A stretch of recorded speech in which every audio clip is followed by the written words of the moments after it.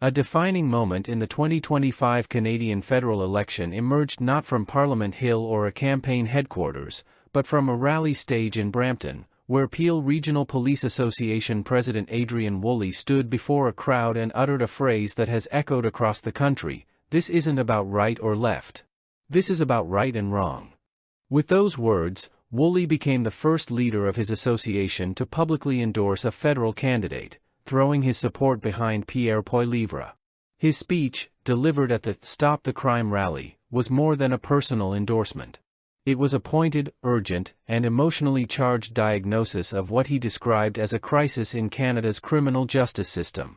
Drawing from 25 years of service in Peel Region, one of Ontario's most densely populated and diverse areas, Woolley painted a picture of rising violence, frustrated officers, and citizens gripped by fear.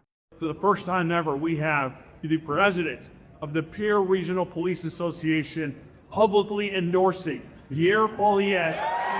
Ladies and gentlemen, because they met patrols, we have three police associations endorsing the Conservative Party and rolling all over the country.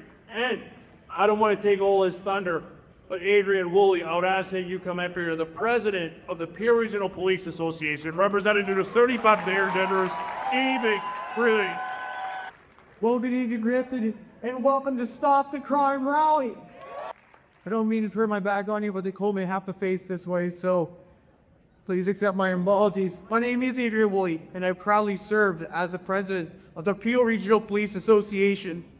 And I've worked in Peel, I've worked here in Brampton for more than 25 years. I started just down the street in 21 Division. That was my home base, and this was one of my patrol zones. So when I tell you, I used to work on these streets, I used to look after these neighborhoods and take care of these communities, I'm telling you, I know that from the bottom of my heart because I worked it. The problem is, these streets have changed. The feeling here at Peel, we feel like we're not protected anymore. It's not safe. People are not feeling safe in their homes. We can't accept that. And the problem is bills like Bill C-75. It turned our justice system into a complete joke. It allowed repeat offenders to be released, and they got arrested at night, and they're back out the very next day by due. And my officers are going out and arresting them time and time and time again. And enough is enough. We can't do this anymore. If that wasn't bad enough, Bill C-5 stripped away mandatory minimum sentences for gun runners, drug traffickers, and violent criminal offenders. They said the message, the Liberals said the message loud and clear. Criminals come first, and Canadians and community safety comes second. Just 10 minutes down the road, on Goreway, there was a Tim Hortons. 3 grave police officers pinned in a stolen Ford Bronco. That person had been arrested 6 times in 6 different stolen cars. Held for bail every single time. Guess what? He's out of the end.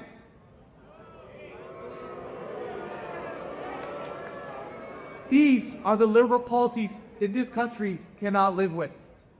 Here in the region of Peel, from last year to this, home invasions are up by 306%. 306%. Shootings are up by 80%. A police officer here in the region of Peel, every 32 hours on average, seizes an illegal firearm smuggled here through from the United States. 85% we know we can source back because we have the serial numbers to source it back to the US. The other 50%, they also come from the US. We just have the serial numbers filed off, so we can't prove it. But I'm proud to say it here today is say that the Peel Regional Police Association is here to make a change. Make a change with all of you and support a leader who will make this better. Pierre will restore mandatory minimums. He will slam the revolving door of criminality and put violent offenders where they belong, behind bars. It is no longer acceptable for them to be out on our streets. He will put victims before criminals. He will put families before politics, and he will put safety before ideology. My friends, this isn't about right or left. This is about right and wrong. So let's take back our communities. Brampton, let's bring it home. His message was clear: the streets have changed, and leadership must too. Woolley began by recounting how intimately he knows Brampton's neighborhoods, having patrolled them for decades. But, as he told the audience, the feeling of security has deteriorated. People are not feeling safe in their homes, he said. We can't accept that. His statement wasn't rooted in rhetoric alone. He cited alarming statistics: home invasions in Peel region up by 306% in the past year, and shootings up by 80%. These figures, later verified by outlets like CP24 and the Brampton Guardian, underscore an intensifying public safety issue, particularly in suburban regions long viewed as relatively stable. The speech then turned to what Woolley, and many others, believe to be the root of this crisis: recent justice reforms enacted under the current federal government. His critique centered on two pieces of legislation: Bill C-75, passed in 2019, and Bill C-5, enacted in 2022.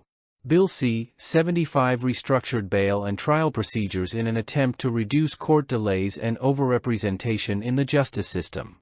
Yet Woolley contended the result was a revolving door of criminality. My officers are arresting the same people time and time again, only for them to be released the next day, he said, describing a situation where repeat offenders are back on the street within hours of arrest. Then came Bill C-5. Intended to address racial and systemic inequities, it removed several mandatory minimum sentences for drug and firearm-related offenses. Woolley criticized this as a dangerous misstep. It sent a message: criminals come first, and community safety comes second, he said, aligning with a view shared by many across the country who believe deterrence and accountability have been severely weakened. Woolley brought the policy debate into sharp focus with vivid real-life examples. One involved a suspect arrested 6 times in stolen vehicles, each time released, only to re-offend again.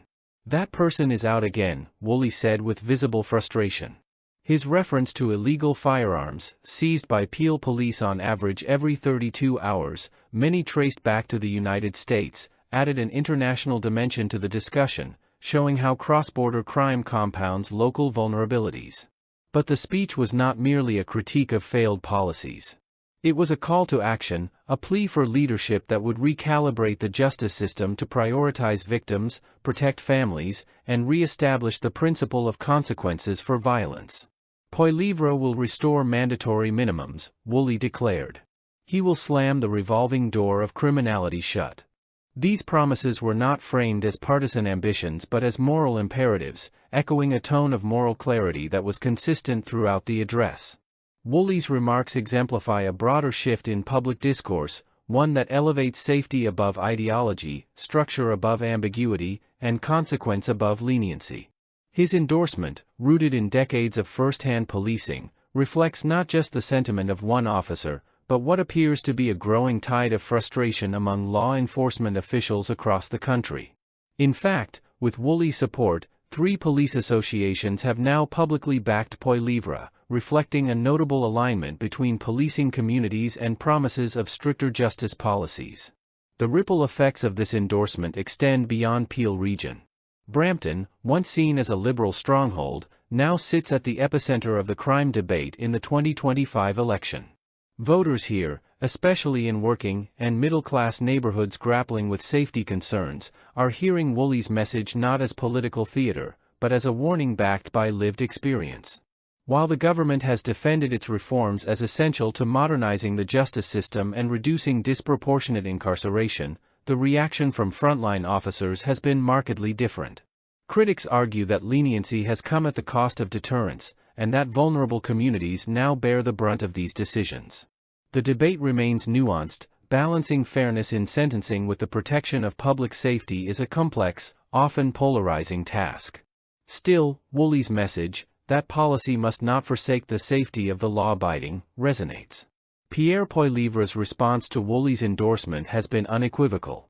At the same rally, he vowed to introduce tougher bail laws, reimpose mandatory minimums for serious crimes, and treat certain drug-related deaths with the same gravity as homicide.